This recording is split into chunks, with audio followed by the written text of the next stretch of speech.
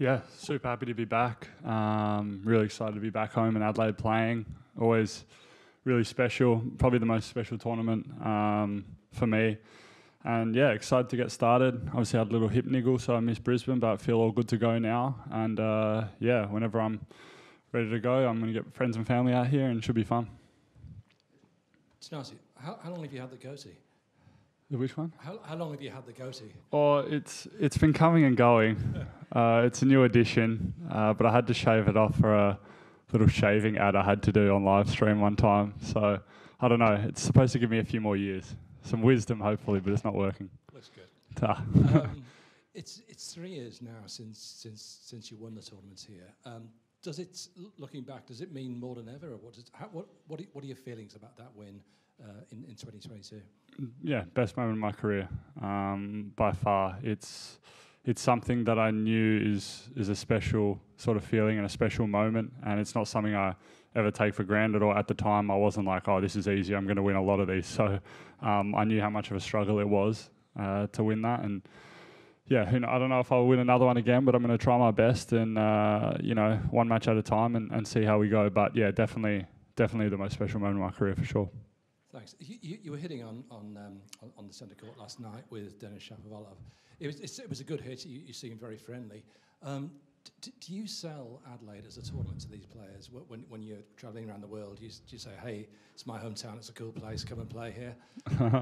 I don't know if I need to sell it. I think it speaks for itself. I mean, if anyone asks me about it, obviously I'm going to rave about it because I love it. It's just, for me, it's one of the best tournaments. Obviously, I get looked after, so I'm happy about that. But it's just easy. You know, you at a nice hotel, you walk across the road and you're at the courts. So there's no transport time, which I love.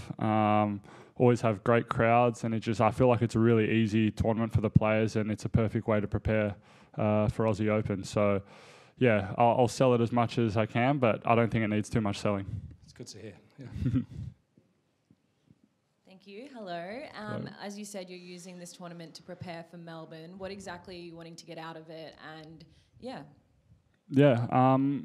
For me, I'm ready to go. I'm just trying to hopefully win as many matches as possible and play as good at tennis. You know, the outcome's not guaranteed, but just bring my maximum effort and energy and play with the right way and hopefully use that crowd support and just get that feeling of playing in front of the home fans again. It's not something we get too often as Aussies, so got to make the most of it while we can.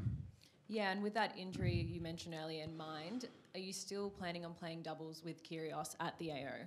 Yeah, that's still the plan. I mean, singles is definitely the priority. We both know that. If one of us are going in singles and playing long 5-setters, or it's going to be tough to kind of back up the doubles the day after. I feel like the doubles is fun for us, but I think it's more just we saw how much the people loved it when we were playing, so we're kind of doing it more so for them than actually to try and, you know, have a great doubles career. Yeah,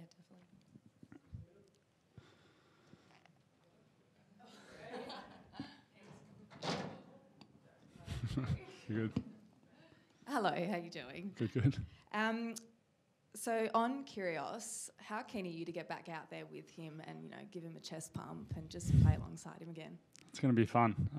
It's always a bit of a circus when we play together, especially when, 3 years ago now. It's crazy. We haven't really stepped foot on court since that. We played the ATP finals, which was cool, but it's always a unique experience playing with him.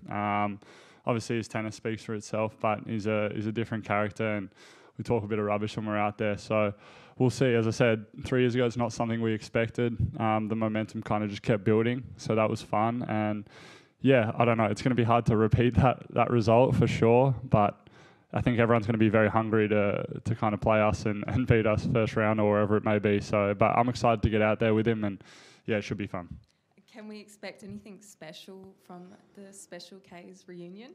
Oh, I don't know. Hopefully on court, nothing else too crazy. You know, we haven't practiced doubles. I've played maybe, feels like 5 doubles matches since winning that event with Nick. After winning that, it was like, I don't really want to play doubles much more unless it's kind of with him or for a cool special moment. So we're not, you know, expecting to win or anything like that. We're going to go out, have fun, and what will happen will happen. Who do you reckon's the most competitive between you two?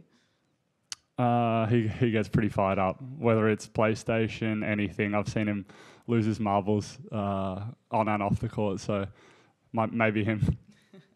And back to Adelaide, do you feel any extra luck playing on home soil? I don't know if it's extra luck, but I definitely have extra sort of... There's a little bit more pressure for sure, because I want to do well, and I have friends and family, and they don't get to see me play too much unless it's on TV or whatever. But for me, it definitely brings an extra sort of energy and emotion, and I want to do better for the people coming and supporting, and they're watching me in the close ones. Obviously, your aim is to lift another trophy at the end. How likely do you reckon you'll be in winning another one? I've only done it once in my life, so the odds are stacked up against me, if I'm honest. But, you know, we'll see. The year I actually won, I wasn't planning to play because I had a big week the week before and I was knackered before AO, and I thought to give myself rest. So just kind of works out like that. You never know when it's going to be your week, when it's not. There's so many weeks in the tennis year where it's hard because as Aussies you want to do so well playing in the home events in Adelaide and Aussie Open, but it's just a real small portion of the year. So I don't know. If I had to put a percentage on it, I'd say it's not the most likely, but I'm excited. My tennis feels good. I've had some big wins last year, and I feel like I am capable of beating anyone in the draw on my day. So we'll see how we go. You mentioned the hip and that it's all good, but is it, given your issues with injury in the past around the summer, is it one you're going to have to manage throughout the next few weeks? We'll see. The last few days on practice, I haven't felt much, which is good. Obviously, I've had a little bit of a injury history, but I finished my season pretty late last year as well. I got home sort of 11th of December, and the thought of playing Brisbane as well 2 weeks after finishing my year was kind of going to be tough for me to get the training I needed into and the repetitions to get ready for potentially 5-set matches at Australian Open. So with a little niggle, I needed a little bit more time to get ready mentally and physically. And yeah, now I'm good to go to start again. In terms of 2024, you're out on the road for 9 months, which, you know, you've spoken in the past about the struggles of being away for so long and the fact that you were able to win a match at each Grand Slam. So what are you taking from that year into 2025 to build on that and make this an even better season?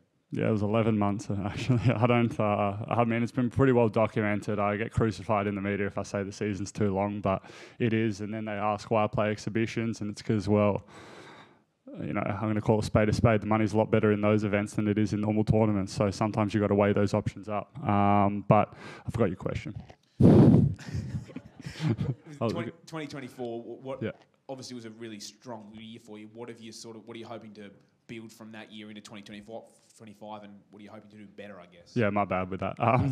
No, it was a good year as far as a lot of wins concerned. I won some important matches, obviously some big wins in Davis Cup as well, which was it was my best Davis Cup year, and that added pressure for representing Australia, so I'd love to replicate that. And I had some big wins in Grand Slams with the potentials to go further.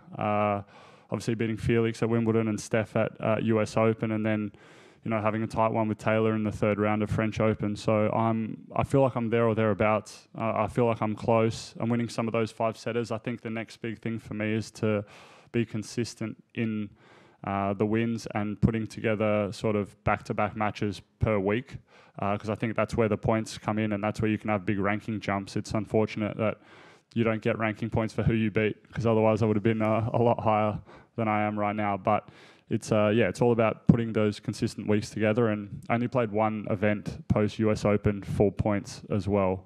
So that's going to be a difference where I'm trying to play a fuller schedule as well. Can I ask one more? Is that mental in terms of the consistency, or is it more the body? And do you feel like you're 1.5 good week from making a big run at a tournament?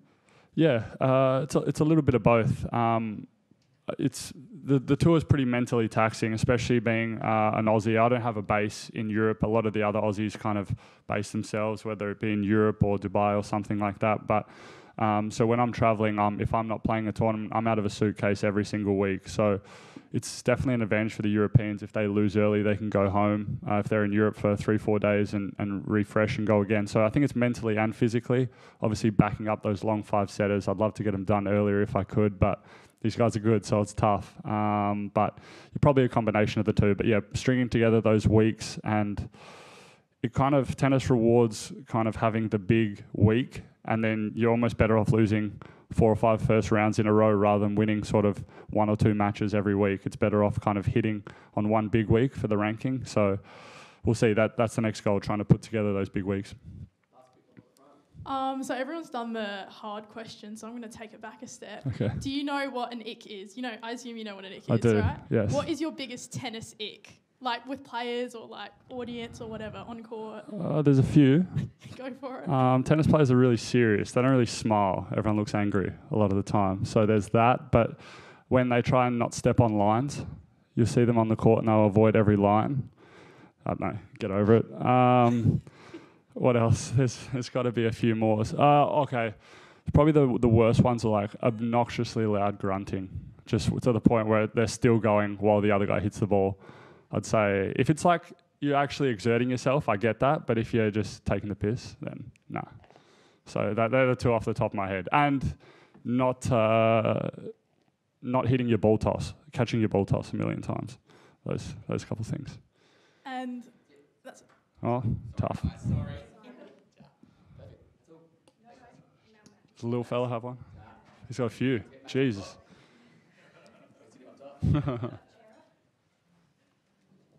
Watch me not step on the line now and I'll get crucified for it. Sure. Jump up, mate. Are these catered to me, or is this what everyone's done? Okay, sweet. I'm special. Oh, it's just me? Oh, okay. I'll lock in then. What is your greatest victory to date? Greatest victory, tournament-wise, Adelaide, player-wise, Federer. If you could pick any pro player to train with, who would you choose and why? Any pro player to train with? That's a good one. I think training with Alcaraz would be fun. I think he's a freak, and he plays tennis in the right way. Always looks happy on court, and he's got a good attitude. So I think he'd be a fun one to train with. On match point, what is your favourite shot to play? Hopefully, I have a serve and it doesn't come back. And if it does, then I'm nervous. So I don't know. We'll see. Serve or forehand. Would you rather play at Roland Garros on a windy day or Australian Open on a 40-degree day? Australian Open every day of the week. What do you eat before a match? It's the most boring thing ever. Chicken and rice or just plain white rice. I used to have other stuff when I was younger, but my guts didn't like it too much. So, yeah, I think if you see every tennis player, it's either pasta or rice. So you get pretty sick of that after a year. What is your favourite emoji? Favourite emoji? Probably the one where you're covering your eyes, because you can probably get away with saying anything. As long as you put that at the end of it, you're pretty safe. What is your pre-game hype song? Pre-game hype song? I used to listen to music a lot when I was younger, but then it got me too amped up. So I don't listen to music that much anymore. But if I'm feeling flat, I'll put some techno or some house on, I think. How many rackets have you broken during matches? Oh, that's a good one. More than I should. Not as many as Nick, though, so I'm safe there. I don't know how to put a number on it, but the last big one that I remember breaking was against Andy, after I think everyone's seen that point where I had 1 million smashes and I lost it. And I was up 2-0 and I broke a racket, so that's probably the dumbest time I think I've ever broken a racket. Do you want to have a hit with me? We will. We'll do it at some point for sure. Done? Perfect. Thanks, mate. Thank you. Appreciate it. Good questions.